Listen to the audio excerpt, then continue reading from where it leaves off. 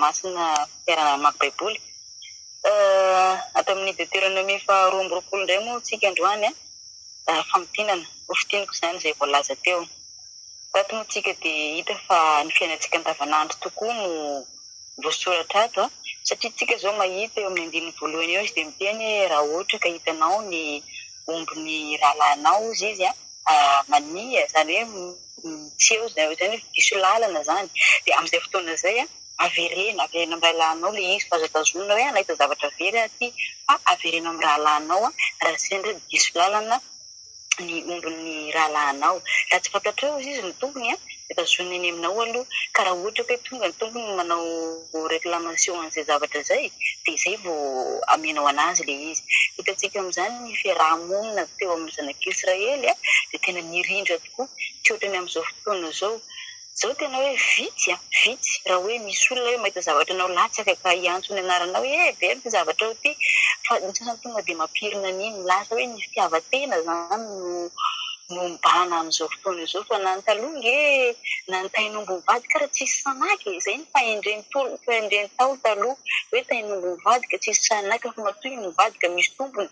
Fa amin'izao na dia fantatry ny olona hoe any aminy iny tsy mampaninona anazy ny ampirina an'iny fa na dia manontany azy ireo olona hoe sao mba hitanareo ny akohonay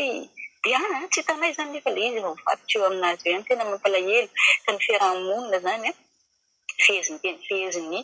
ten'Andriamanitra ihany koa tsika satria dia miteny izy hoe raha hitanao zay ondriny rahalanao zay na nia dia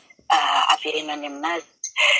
Koa moa tsika dia mijery hatrany ny ara-panahy ihany koa raha hitanao ny rahalanao manao zavatra tsy mendrika zany hoe zavatra tokony havery anazy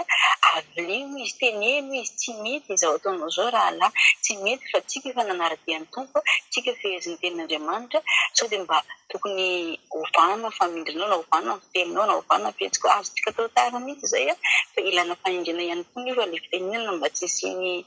hoe lasa fitsaratsarana na kosa sanatria izany hiteraka fatezerana ho an'ny ankilany ary tsika tsara satria Jesosy dia nanafatra an'izany ihany koa hoe raha manoatra ozy ny rahalanao dia teneno izy dia raha tsy mety izy dia mangala olona indray miteny anazy fa raha ohatra ka zany ianao amin'izay fotoana izay hoe resinao lahatra izy dia mahazo ny rahalanao ianao fa raha tsy resinao lahatra kosa izy dia afaka didy aminy ianao. Dia ohatr'izay koa ny eo amin'ny fiakanjo tatsika moa hoe anaoka ny lehilahy tsy hanao fitafim-behivavy araka ny vehivavy tsy hanao fitafim-dehilahy izy io moa dia lasa ohatrany misy resabelibeny ao anatiny satria dia hitantsika tamin'ny andron'ny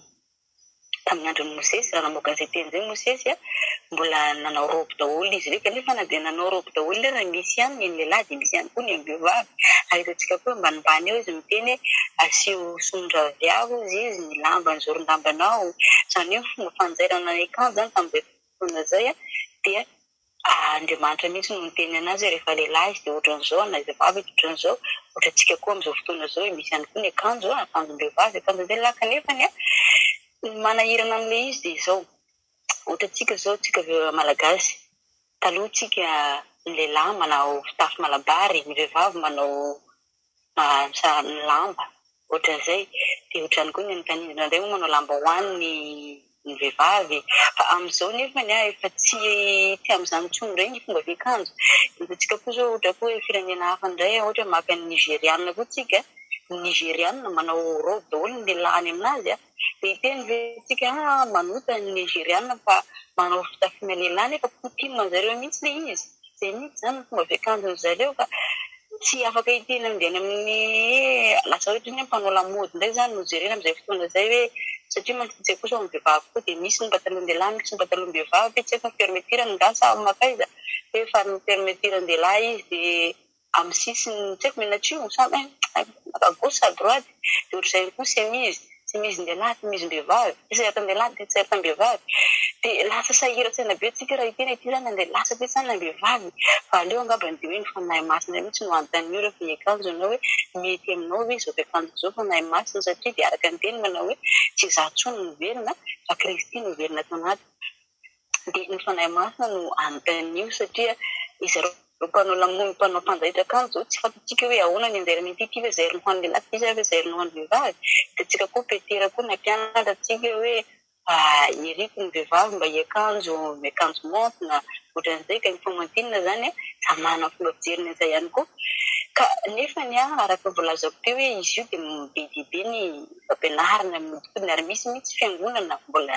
tsy manaiky hoe tsy mahazo ny pataloha ny ato aminay ka mba tsy sy nefa na fotoana zany ho an'ny mbola tsy resy lahatra ny amin'izay hoe za tsy manameloko anahy ny eritreritro na manao pataloha aza tsy manameloko anahy amin'izany ny tena fa rehefa kosa hoe mba tsy sy in'izay dia aleo zany azanaovana le pataloha rehefa ho any amin'le toerana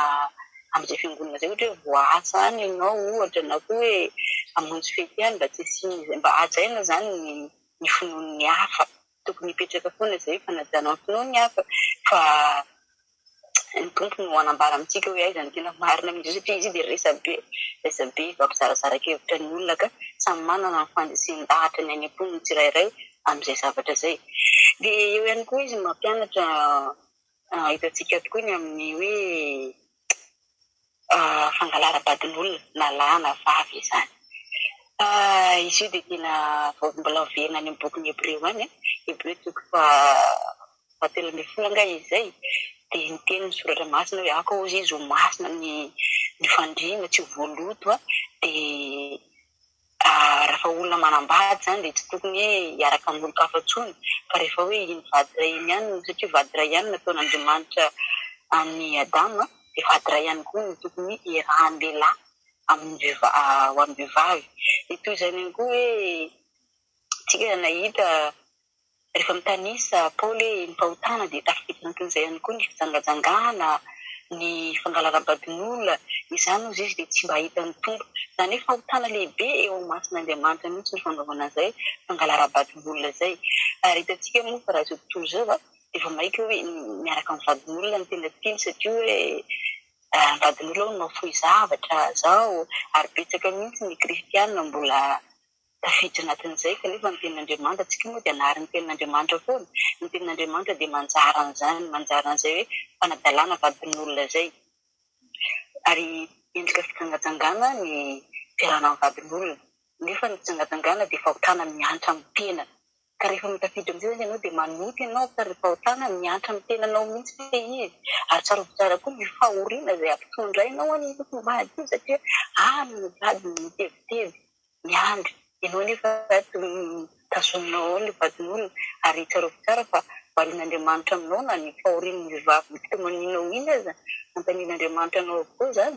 tsy vitan'ny fahotana miantra amin'ny tena ny fijangajangana ao ihany koa mbola mampitondra fahoriana ho an'ny hafa koa satria ny vady mitevitevy miandry anazy amin'ny firy indray vao tonga hatrany nefa ianao aty mitazona azy ka aoka tsika mba tsotratra ny fakapanahy amin'izay na dia hoe inona ataon'ilay lehilahy mba hoe amandrihana na vehivavy na lehilahy zany amin'izay vadin'olona zay rehefa vady iray ihany no any Adama dia vady iray ihany koa ny Eva dia samia manaja ny vadiny araka ny tenin'Andriamanitra manao hoe aoka tsy ho voaloto ny fandriana fa samy manaja ny vadiny ny tsirairay zay ngamba no famotenana izay azoko noraisina teto dia manentana antsika trano mba hanaraka ny fandaharana izay arosinay satria izay moa dia miara-miandry baiboly ato anatin'ny Jerstalk ka tsy sendrasendra na koa karazara no hainonao an'ity teny ity